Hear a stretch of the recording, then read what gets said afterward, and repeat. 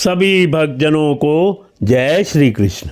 श्री सुखदेव जी कहते हैं, राजन, वत्रासुर रणभूमि में अपना शरीर छोड़ना चाहता था, क्योंकि उसके विचार से इंद्र पर विजय प्राप्त करके स्वर्ग पाने की अपेक्षा मरकर भगवान को प्राप्त करना श्रेष्ठ था।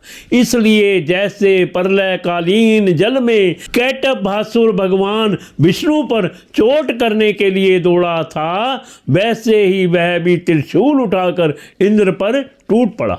वीर वत्रासुर ने प्रलयकालीन अग्नि की लपटों के समान तीखी नोकों वाले त्रिशूल को घुमाकर बड़े वेग से इंद्र पर चलाया और अत्यंत क्रोध से सिंहनाद करके बोला, पापी इंद्र, अब तू बच नहीं सकता।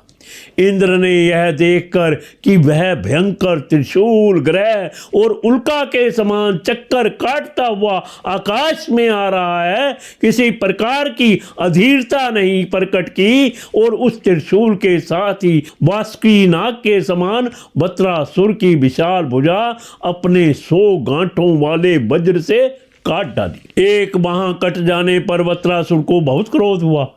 उसने वज्रधारी इंद्र के पास जाकर उनकी ठोडी में और गजराज ऐरावत पर परिज से ऐसा प्रहार किया कि उनके हाथ से वह वज्र गिर पड़ा। वत्रासुर के इस अत्यंत अलौकिक कार्य को देखकर देवता, असुर, चारण, सिद्धगण आदि सभी प्रशंसा करने लगे, परंतु इंद्र का संकट देखकर वे ही लोग बार बार हाय हाय हाय हाय कहकर चिल्लाने लगे। परीक्षित, वह वज्र इंद्र के हाथ से छूटकर वत्रासुर के पास ही जा गिर पड़ा था, इसलिए लज्जित होकर इंद्र ने उसे फिर नहीं उठाया। तब वत्रासुर ने कहा, इंद्र, तुम वज्र उठाकर अपने शत्रु को मार डालो, यह विषाद करने का समय नहीं है। देखो, सर्वज्ञ सनातन आदि पुरुष भगवान ही जगत की उत्पत्ति, स्थिति और प्रलय करने में समर्थ हैं। उनके अतिरिक्त देहाभिमानी और युद्ध के लिए उत्सुक आतिताइयों को सर्वदा जय ही नहीं मिलती। वे कभी जीतते हैं तो कभी हारते हैं। ये सब लोक और लोकपाल जाल में फंसे हुए पक्षियों की भांति जिसकी अधीनता में विविश होकर चेष्टा करते हैं, वह काल ही सबकी जय पराजय का कारण है। वही काल मनुष्य के मनोबल, इंद्रिय बल, शरीर बल, प्राण, जीवन और मृत्यु के रूप में स्थित है। मनुष्य उसे ना जानकर जड़ शरीर को ही जय पराजय आदि का कारण समझता है। इंद्र जैसे काठ की पुतली और यंत्र का हरिण नचाने वाले के हाथ में होते हैं, वैसे ही तुम समस्त प्राणियों को भगवान के अधीन समझो।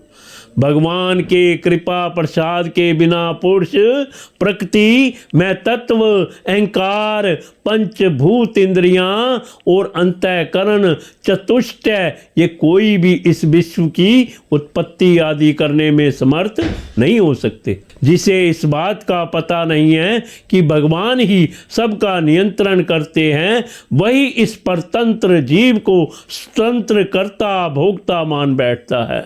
वस्तुतः स्वयं भगवान ही प्राणियों के द्वारा प्राणियों की रचना और उन्हीं के द्वारा उनका संहार करते हैं। जिस प्रकार इच्छा ना होने पर भी समय विपरीत होने से मनुष्य को मृत्यु और अपयश आदि प्राप्त होते हैं, वैसे ही समय की अनुकूलता होने पर, इच्छा ना होने पर भी उसे आयु, लक्ष्मी और ऐश्वर्य आदि भोग भी मिल जाते हैं। इसलिए यश अपयश, जय पराजय, सुख दुख, जीवन मरण, इनमें से किसी एक की इच्छा अनिच्छा ना रखकर सभी परिस्थितियों में समभाव से रहना चाहिए। हर्ष शोक के वशीभूत नहीं होना चाहिए। सत्व, रज और तम, ये तीनों गुण प्रकृति के हैं, आत्मा के नहीं। अतः जो पुरुष आत्मा को उनका साक्षी मात्र जानता है, वह उनके गुण दोष से लिप्त नहीं होता।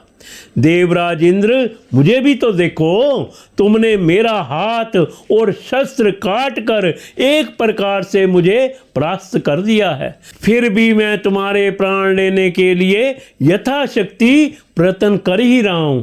यह युद्ध क्या है? एक जुए का खेल। इसमें प्राण की बाजी लगती है, बाणों के पासे डाले जाते हैं और वाहन ही चौसर है। इसमें पहले से यह बात नहीं मालूम होती कि कौन जीतेगा और कौन हारेगा।